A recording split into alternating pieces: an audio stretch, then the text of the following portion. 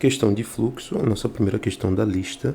Temos aqui um campo de vetores f dado por x menos y, x mais yz, e a gente quer calcular o fluxo na letra A sobre um cilindro de raio A e altura h. Se vocês viram nossa aula passada, a gente sabe que o vetor normal externo a um cilindro como esse, ele vai ser dado por x, y0 sobre o raio. Nesse caso, o raio ele é A, sendo A uma constante arbitrária, certo? É claro que essa constante é positiva. Então, a gente já sabe que esse campo de vetores apresenta os vetores que apontam para fora da superfície. Não tem necessidade de testar, não tem necessidade de você esboçar. Você já sabe disso, porque isso vem da geometria analítica. Uma vez que você tem essa informação, você já pode calcular o produto F por N, né? Já que a gente vai calcular fluxo. Lembre-se que o fluxo através da superfície ele é dado pela integral dupla de F, produto interno com N, ds. Então, se a gente já conhece o N e já conhece o F, a gente já pode calcular esse produto. Vejam o seguinte, o campo F é dado por x menos y, x mais yz. Quando eu fizer o produto interno em relação ao campo N, a gente vai ter o seguinte, x menos y, x mais yz, produto interno com x, y0 sobre A, o resultado vai ser x² menos xy sobre A, mais xy mais y² sobre A. Simplificando, você vai encontrar x² mais y² sobre A, porém note que x² mais y² na equação do nosso cilindro vale A ao quadrado. Então essa expressão simplifica bem bonitinho para A. Então, olha que legal, né? Se você já sabe o vetor normal usando aquela dica que eu dei no vídeo passado, você resolve o problema muito rapidamente.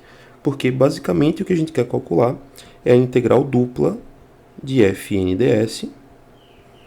Como Fn é uma constante, né? A gente acabou de calcular e resultou A, então a integral vai ser simplesmente a integral de A em relação a ds.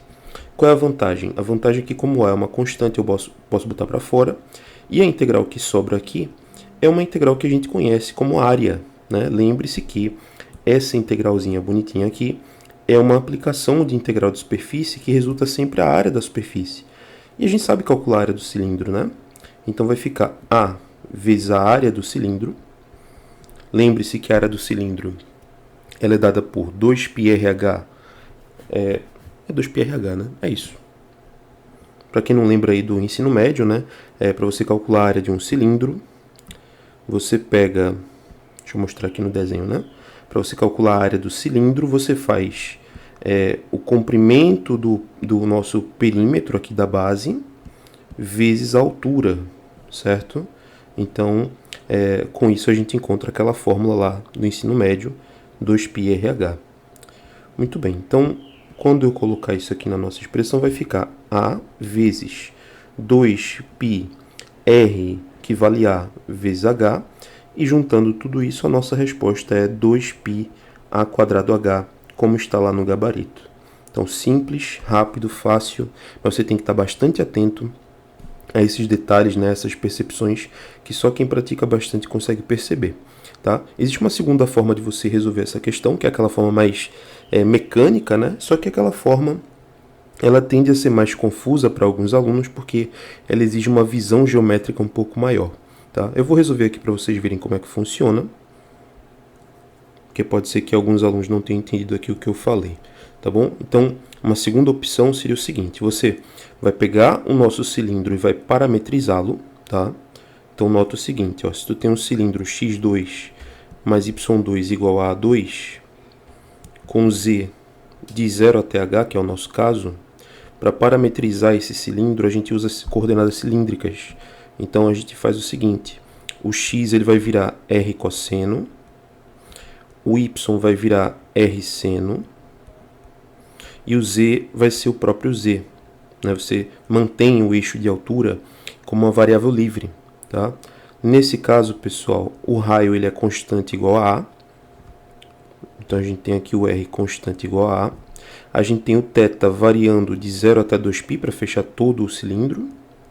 E o z ele varia de acordo com a variação que o enunciado deu, que é de 0 até h. Então, usando essas informações, nós temos o seguinte. Se você treinou parametrização, você sabe que a parametrização fica em função de dois parâmetros. No caso aqui, são os parâmetros θ e z. O raio ele é constante, por isso que eu apaguei ele aqui. E aí vai ficar na primeira componente a cosseno θ, na segunda a seno θ e na terceira z, onde o θ, como a gente já falou, varia de 0 até 2π e o z de 0 até h. Então olha o trabalhozinho que a gente já tem, né? A gente gasta um tempo já fazendo a parametrização, tudo bem, mas agora para achar o vetor normal,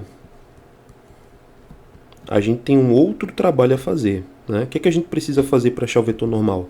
A gente precisa calcular o produto vetorial. Então a gente vai fazer aqui o rθ vetorial com rz ou o rz vetorial com rθ. E aqui que temos um problema, pessoal, porque eu não sei qual desses dois vai estar apontando para fora. Tá? Não tem como a gente prever, qual desses vetores vai ser um vetor normal que aponta para fora da superfície. Tá? Então a gente precisa calcular um dos dois. No caso aqui, eu vou escolher o primeiro, tá? Mas tanto faz, isso aí não tem uma ordem específica. Você vai calcular esse vetor e você vai analisar se ele aponta para fora ou para dentro de acordo com uma análise geométrica. Tá? Por isso que é tão chato fazer desse jeito. Mas vamos fazer, certo? Inclusive, alguns alunos não sabem que tem que fazer essa análise. Eles só fazem a conta e às vezes o resultado dá errado, porque quando a gente vai fazer o cálculo do fluxo, a gente precisa garantir que esse carinha aqui, ó, ele tem que apontar para onde a questão pede, tá bom? Então, se eu não garantir isso, a conta está errada. Então, vamos lá. Vou calcular o rθ/rz, tá? Isso aqui é um produto vetorial I, J, K. Rθ, você vai derivar aqui a nossa parametrização. Então, deriva aqui, ó. Você vai derivar em relação a θ. Muito cuidado para não errar. Vamos fazer essa derivada aí. Então, em relação a θ, temos menos a seno θ, a cosseno θ e 0. Já em relação a z, vai ficar 0, 0, 1. E aí você faz essa conta aqui, um determinante padrão. Tá? Eu vou fazer rápido aqui, você faz do jeito que você achar melhor. Inclusive, é bom treinar isso, vocês precisam fazer rápido. Eu vou fazer aqui rapidinho. Então, a primeira componente vai ser a cosseno θ. A segunda vai ser a seno θ. E a terceira vai ser 0. Tá? Eu não uso a regra de Sarri. Eu faço de cabeça usando a regra de Laplace. Então, cada um faz do seu jeito, mas faça rápido para achar esse vetor. Aí vem um detalhe. Veja só. Esse vetor que eu achei, eu preciso analisar se ele aponta para fora ou para dentro. Como é que eu faço isso? Como é que eu sei, É só olhar para a terceira componente? Não. Na maioria das questões que vocês veem, essa análise ela é feita olhando para a terceira componente. Mas isso depende da geometria da figura. No cilindro, a geometria da figura não é tão simples assim. Então, a gente tem que fazer uma análise um pouco mais meticulosa. Então, veja só. Você vai desenhar o seu cilindro, certo? Ele é vertical, tá? De acordo com a geometria analítica ali da nossa figura. O z é o eixo de altura, tá? Então, a gente já sabe que ele está ao longo do eixo z. Tá desenhando aqui, certo? Eu vou desenhar só os eixos para a gente ter uma referência. Então, eu vou desenhar aqui, ó, o eixo x. Ops.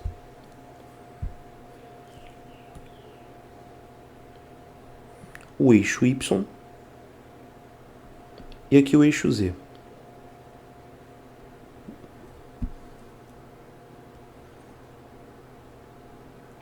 Eu ainda estou me adaptando com o aplicativo. Muito bem, então tá aqui os nossos eixos, certo? Eixo X, eixo Y e eixo Z. O que é que você vai fazer? Você vai marcar um ponto dessa superfície, algum ponto que seja conhecido, tá? Um ponto que você saiba desenhar e saiba identificar aqui na figura. Por exemplo, você pode marcar esse ponto aqui, ó. Esse ponto aqui, não sei se vocês estão conseguindo ver com essa cor, deixa eu marcar uma cor mais chamativa.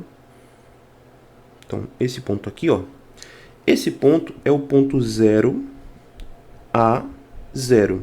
Ele está sobre o eixo Y, certo? Nesse ponto, a gente consegue calcular o valor do θ, que é o nosso parâmetro aqui da nossa função. tá? Nota que eu estou querendo achar o valor do θ para jogar aqui, ó.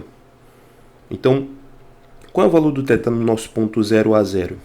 O valor do θ nesse ponto, se você olhou direitinho, ele vale π sobre 2, tá?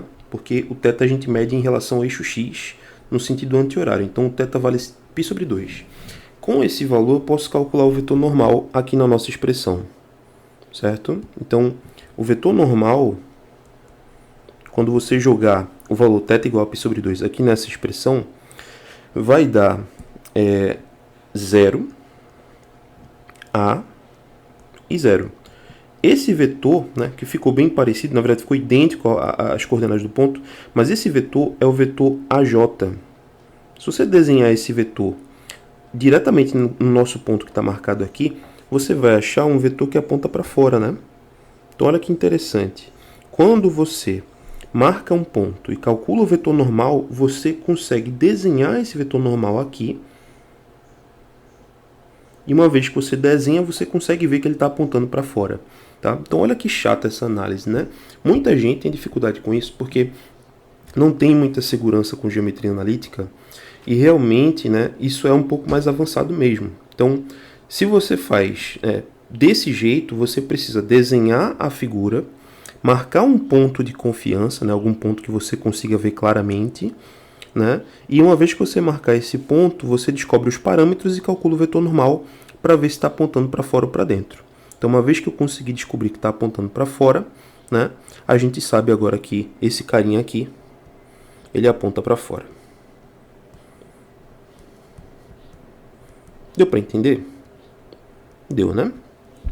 É claro que você poderia analisar com outro ponto, né? Mas, por exemplo, pegue sempre um ponto que você consiga identificar corretamente. Por exemplo, eu poderia ter marcado esse ponto aqui, ó.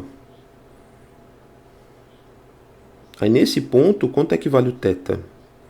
Nesse ponto, o θ vale 0. Aí você calcularia na nossa expressão, mesma coisa, e você veria que dá um vetor para fora, só que agora apontando para frente. Tá? Então faz esse teste, né? Isso aí vocês devem conhecer, o professor deve fazer algo parecido em aula.